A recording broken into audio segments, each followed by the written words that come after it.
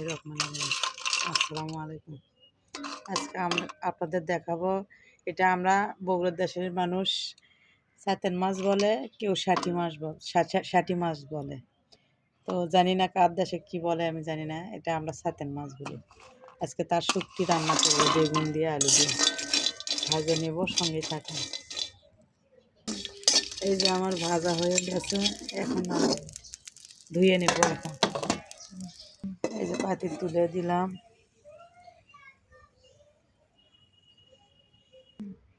তেল দিয়ে দিলাম,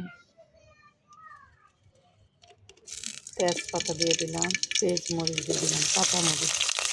আমরা কাঁচামরিচের তরকারিটাই বেশি খাই। এখন একটু লবণ দিয়ে দিলাম নরম হওয়ার জন্য। এই যে হলুদ দিয়ে দিলাম, তারপরে একটু পিসা কষা আদা রসুন দিয়ে দিলাম। তো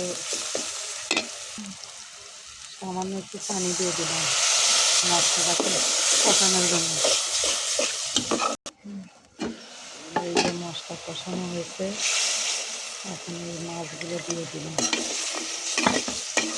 সঙ্গে থাকুন।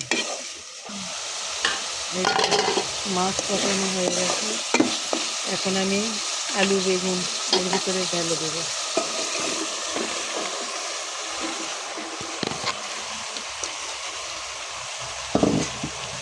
দিয়ে লাড়া দেব। এই যে আমি লাড়া দিয়ে দিচ্ছি। এগুলো বেগুন, কিন্তু বেগুনের চোষা থাকলে আমার ছেলে খেতে চায় না, ওই জন্য বেগুনের চোষাটা ছিলে রাখছি, ছিলে ফেলে দিচ্ছি। এখন আমি এখানে পানি দিব।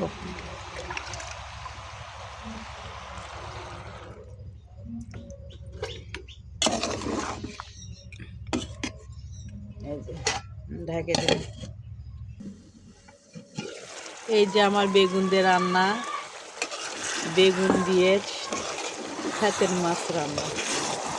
দেখেন কীরকম কালার হয়েছে, অবশ্যই কমেন্ট করে জানাবেন। সঙ্গেই থাকুন, দেখুন লাস্ট পর্যন্ত কীরকম দেখতে হয়। এই যে আমার তরকারি কালারটা, আমার তরকারি হয়ে গেছে। কমেন্ট করে জানাবেন আসলে কেমন হয়েছে। তো ভালো থাকেন। আসসালামু আলাইকুম, খোদা হাফেজ।